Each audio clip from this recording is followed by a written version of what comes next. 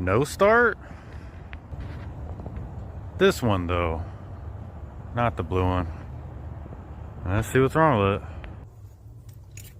Let's see what it does.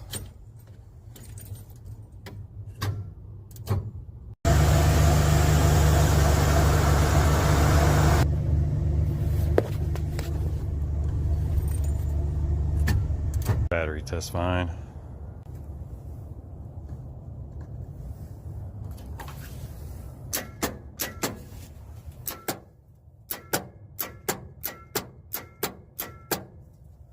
Seems like it's a bad starter.